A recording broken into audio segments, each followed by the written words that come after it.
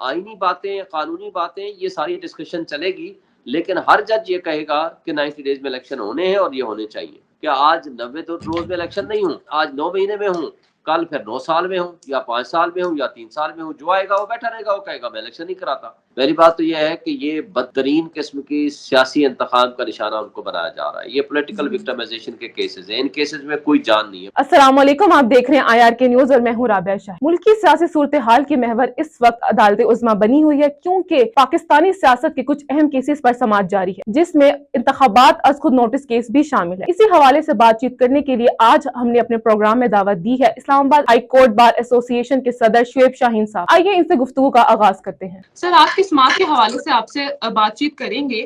انتخابات التوا کیس میں 5 رکنی بینچ آج ٹوٹ گیا ہے اور سپریم کورٹ کی جانب سے سماعت کل 11 بجے تک ملتوی کر دی گئی ہے. تو آئینی نقطہ نظر کے مطابق ہمیں بتائیے کہ کیا چیف جسٹس صاحب ایک نیا بینچ تشکیل دیں گے یا پھر وہی 4 رکنی بینچ سماعت کرے گا کل؟ دیکھیں، یہ ڈسکریشن ہے چیف جسٹس آف پاکستان کی، وہ چاہیں تو 4 رکنی بینچ بھی اس کو کنٹینیو کر سکتا ہے، لیکن میرا خیال ہے کہ نیا بینچ جب کانسٹیٹیوٹ کرنے لگیں گے تو وہ 5 رکنی بینچ ہی بنائیں گے، وہ کسی اور آنریبل جج کو اس میں شامل کریں گے. تو 5 رکنی بینچ ہی مناسب ہوگا کہ وہ اس کیس کا فیصلہ کرے، کیونکہ یہ عام طور پر آڈ پوزیشن میں یہ ججز کی تعداد رکھتے ہیں، کیونکہ 3/2 یا 2/1 یا جس طرح بھی کوئی پوزیشن ہوتی ہے، اس طرح اس لیے ہوتا ہے کیونکہ اگر 4 ججز ہوں، فرض کرو 2/2 کی اوپینین آ جائے تو پھر ریفری جج کے پاس کیس بھیجنا پڑتا ہے. تو میرا خیال ہے عام طور پر جو یہ اسپیشل بینچز بنتے ہیں یا لارجر بینچ بنتے ہیں تو اس میں وہ آڈ نمبرز رکھتے ہیں، جس میں کبھی 3 ہو گئے، یا کبھی 5 ہو گئے، یا 7 ہو گئے، یا 9 ہو گئے. تو میرا خیال ہے 5 رکنی بینچ ہی ہوگا، اور رات تک یا کل صبح وہ اس کی کانسٹیٹیوشن کر لیں گے اور اس کے بعد کیس کی سماعت ہوگی. سر، جسٹس منصور علی شاہ اور جسٹس جمال مندوخیل کے اختلافی نوٹ نے ملک میں ایک نئی سیاسی بحث کا آغاز کیا ہے. تو سپریم کورٹ کے 2 ججز کے فیصلے کا کیا مطلب ہے اور اس کے عدلیہ پر کیا اثرات مرتب ہو سکتے ہیں، ذرا ہمیں بتائیے گا. دیکھیں، پہلی بات تو یہ ہے کہ یہ تو ڈیسنٹنگ نوٹ ہے دونوں آنریبل جج صاحبان کا، لیکن انہوں نے ریفرنس دے دیا کہ جسٹس یحییٰ آفریدی اور جسٹس اطہر من اللہ صاحب نے جو اوپینین پہلے دی تھی تو ہم ان سے اتفاق کرتے ہیں، تو اس لحاظ سے یہ 4/3 کا بینچ بنتا ہے. یہ بات تو درست ہے کہ یہ جو اندرونی معاملہ ہے اس کو باہر نہیں آنی چاہیے تھی ایسی باتیں، لیکن چونکہ جب ججمنٹ اور آرڈر آف دی کورٹ بن جایا کرتا ہے تو وہ پھر پبلک پراپرٹی بن جاتی ہے، تو ہر کسی کو حق ہے کہ اس پہ ڈسکس کرے، کمنٹ کرے، اور پازیٹیولی اس کو کرٹیسائز بھی کرنا چاہے تو وہ کرے. دیکھیں، یہ پہلے 9 رکنی بینچ تھا اور اس کو پروپوز کیا تھا، ریکمینڈ کیا تھا کہ آپ اس میں سو ووٹوں، سب سے پہلی پٹیشن بلکہ ہماری تھی، اسلام آباد ہائی کورٹ بار کے پریزیڈنٹ کی حیثیت سے میں نے پٹیشن فائل کی. اس کے بعد 100 ووٹوں کے لیے ریکمنڈیشنز دی جسٹس مظاہر اکبر نقوی نے اور جسٹس اعجاز الحسن صاحب نے، اور ان ریکمنڈیشنز کو ایکسیپٹ کرتے ہوئے چیف جسٹس صاحب نے 100 ووٹر نوٹس کیس بھی لگا دیا، ساتھ ہمارا اسلام آباد ہائی کورٹ بار کی پٹیشن بھی لگا دی، اور جو اسپیکرز کی طرف سے پٹیشن آئی تھی ان کی پٹیشن بھی، کانسٹیٹیوشن پٹیشن نمبر 2 لگا دی، اور کیس چلا. تو کیس چلنے پہ اعتراض یہ آیا کہ جناب یہ 2 جج صاحبان جس پہ مظاہر اکبر نقوی صاحب اور اعجاز الحسن صاحب تو آلریڈی اپنی اوپینین دے چکے ہیں، یعنی وہ یہ کہہ چکے ہیں کہ یہ 184(3) کا کیس بنتا ہے. تو بقول ان کے وکلاء کے جو پی ڈی ایم کے لوگ آئے تھے، انہوں نے کہا کہ جی چونکہ ہم نے ابھی اس پہ بحث کرنی ہے کہ کیا یہ 184(3) کا کیس بنتا بھی ہے یا نہیں بنتا، تو جو 2 معزز جج صاحبان نے اپنی اوپینین دے دی ہے تو مناسب یہی ہے کہ وہ اس پہ نہ بیٹھیں اور یا وہ خود فیصلہ کر لیں کہ کیا وہ ریفیوز کرتے ہیں یا نہیں بیٹھتے. تو معزز جج صاحبان نے، جس میں یحییٰ آفریدی اور اطہر من اللہ صاحب نے بھی پھر یہی اوپینین دی، یحییٰ آفریدی نے اسپیشلی، کہ جناب میری نظر میں یہ 184(3) کا کیس نہیں بنتا، تو لہٰذا میرا اس بینچ میں بیٹھنا کنٹینویشن مناسب نہیں ہے، لیکن اگر چیف جسٹس چاہے تو جو فیصلہ کریں. پھر یہ اور ان سے اتفاق کیا جسٹس اطہر من اللہ صاحب نے. پھر ایک بات میں ذرا واضح کر دوں، پھر 27/2 کو 9 ممبر بینچ جو بنا تھا ان سب نے لکھ کے دیا چیف جسٹس کو کہ آپ ایک نیا بینچ تشکیل دیں، تاکہ 2 ججز نے یہ مائنڈ ڈسکلوز کر دیا تھا، پہلے انہوں نے ریکیوز کر دیا کہ ہم نہیں سنتے، 2 جج صاحبان نے آلریڈی یہ کہہ دیا 184(3) کا کیس نہیں بنتا، تو لہٰذا آپ نیا بینچ تشکیل دیں. تو جج صاحب، چیف جسٹس صاحب نے ان 4 جج صاحبان کو فارغ کر کے نیا بینچ تشکیل دیا. نیا بینچ تھا 5 ججز پہ مشتمل. نئے 5 ججز نے کیس کو سنا، بحث ہوئی، فائنل آرگومنٹس ہو گئے، تو پھر 3/2 کا فیصلہ آیا. لہٰذا اگر 3/2 کا فیصلہ تصور نہ کیا جائے، ان 2 کا فیصلہ تصور کرتے ہیں، تو پھر باقی جو پہلے والے 2 جج تھے ان کو بھی پھر شامل کرنا پڑے گا. تو یہ میرا خیال ہے ایسا کوئی پریسیڈنٹ نہیں ملتا اور نہ ہی اس کی کوئی نظیر ملتی ہے. اور اس لحاظ سے یہ 3/2 کا ہی فیصلہ بنتا ہے اور جو مرتضی بدیال صاحب نے لکھا تھا۔ سر نون لیگ اس نوٹس کو اپنے بیانیے کی جیت سمجھ رہی ہے، تو ایک اختلافی نوٹ سے سیاسی بیانیے کی بو آنا کیا یہ درست ہے؟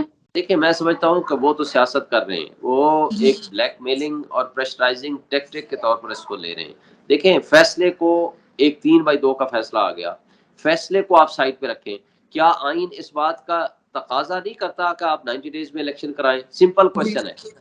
تو یہ چاہ رہے ہیں کہ الیکشن نہیں کرانا، کیا آئین کی پامالی کر کے تو یہ کہہ رہے ہیں کہ سپریم کورٹ نے ہمارے بیانے کو سپورٹ کر دیا ہے؟ میرا نہیں خیال کہ ان کو سیاست میں سپریم کورٹ کو یا ان کی ججمنٹس کو یا سپریم کورٹ کا کوئی بھی جج آج یہ نہیں کہہ سکتا کہ 90 ڈیز میں الیکشن نہ کرائیں۔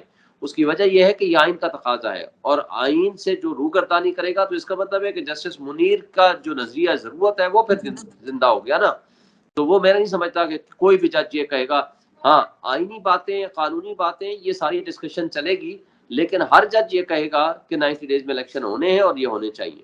سر قومی اسمبلی میں بھی ایک اہم قانون سازی کی گئی ہے، اور اسی قانون سازی کے تحت نواز شریف کو بھی از خود نوٹس کیس فیصلے کے خلاف اپیل کا حق مل گیا۔ تو اس ساری صورتحال کو آپ کیسے دیکھتے ہیں، اس پر کیا کہیں گے؟ لیکن پہلی بات تو یہ ہے کہ کوئی اچھا کام بھی آپ بری نیت سے کریں گے تو وہ برا ہو جائے گا، پہلی بات۔ دوسری بات ہے اگر اصلاحات کے نام پہ آپ فساد برپا کرنا چاہتے ہیں، مقصد آپ کا اصلاح نہیں ہے، مقصد آپ کا فساد پیدا کرنا ہے این اس ٹائم پہ، تو یہ پھر کسی لحاظ سے اس کو اچھا اقدام تصور نہیں کیا جائے گا۔ کچھ چیزیں اس میں اچھی ہیں، کچھ چیزیں انڈیپینڈنس آف جوڈیشری کے خلاف ہے۔ مثلا 184(3) کی پاورز ایکسرسائز کرتے ہیں، سپریم کورٹ آف پاکستان آئین کے تحت پاورز ایکسرسائز کرتا ہے۔ اب آئین کی پاورز ایکسرسائز کرنے کو اگر آپ سمپل لیجسلیشن کے ذریعے چینج کر دیں گے، اس کے اندر اپیل دے دیں گے اور اس کو ریٹروسپیکٹیو اپلائی کر دیں گے، تو میرا خیال ہے کہ یہ آزاد عدلیہ کے روح کے منافی ہے۔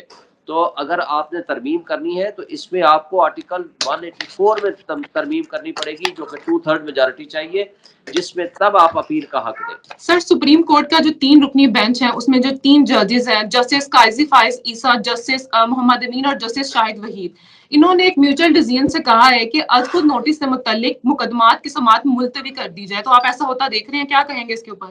اس موضوع پہ کہ رولز بننے ہیں یا نہیں بنے یا کیسے چیف جسٹس کو موٹو ایکشن لے گا، اس پہ 5 رکنی بینچ ایک فیصلہ دے چکا ہے جسٹس گلزار صاحب کی سربراہی میں۔ اب 5 رکنی بینچ کے فیصلے میں یہ 2 رکنی بینچ نے اب یہ فیصلہ دے دیا، لہٰذا سپریم کورٹ کے اپنے پریسیڈنٹس ہیں کہ جو زیادہ نمبر آف ججز کا فیصلہ ہوتا ہے وہ پریویل کرتا ہے، جو کم نمبر آف ججز کا فیصلہ ہوتا ہے وہ اس کے تابع ہو جاتا ہے۔ تو میرا نہیں خیال کہ اس میں کوئی ممانعت ہے یا قباحت ہے کہ یہ جو موجودہ بینچ 5 رکنی بینچ سن رہا ہے تو یہ رک دے گا یا دیا جائے گا اور ان کو کہا جائے گا کہ آپ نہ سنیں۔ میرا نہیں خیال کہ ایسا کوئی ممکن ہے۔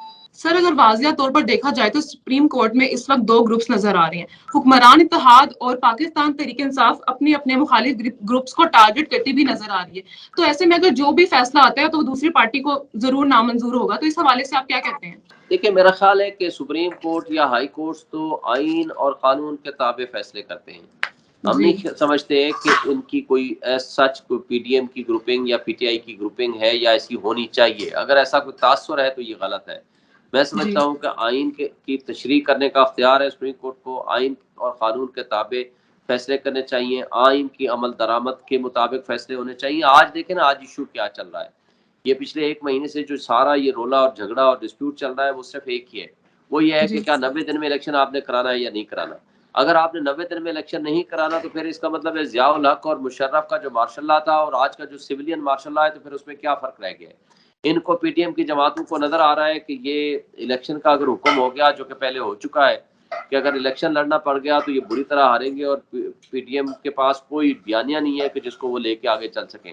ظاہر ہے اس میں عمران خان کی پاپولرٹی اپنے عروج پہ ہے، تو یہ اس سے بھاگنا چاہتے ہیں۔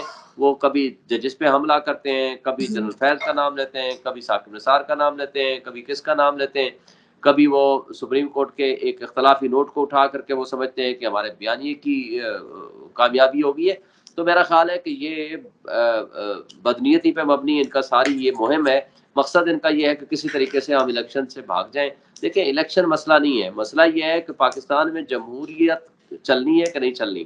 پاکستان کا آئین یہ کہتا ہے کہ چوزن ریپرزنٹیٹیوز کے ذریعے، یعنی منتخب نمائندوں کے ذریعے امور مملکت چلائے جائیں گے۔ تو آپ کس طرح چاہ سکتے ہو کہ آپ ایک نامنیز کو بٹھاؤ، ان کو 3 مہینے کا ٹوٹل ان کے پاس ٹائم ہے، اور ان کا کام یہی ہے کہ صرف الیکشن میں فیسلیٹیٹ کریں، اور آپ ان کے ہوتے ہوئے آپ کہو تو کہ نہیں 9 مہینے ہم الیکشن نہیں کرائیں گے. اگر 9 مہینے نہیں کرانا تو پھر 9 سال نہ کراؤ، تو پھر آپ سے کون پوچھے گا؟ سر الیکشنز کی آپ ابھی بات کر رہے ہیں، تو کیا آپ ابھی ملک میں انتخابات ہوتے دیکھ بھی رہے ہیں؟ کیونکہ جو صورتحال ہے اس کے حوالے سے آپ کیا کہیں گے؟ دیکھیں میں تو اس لیے الیکشن کی بات چاہ رہا ہوں کہ الیکشن ہونے چاہیے.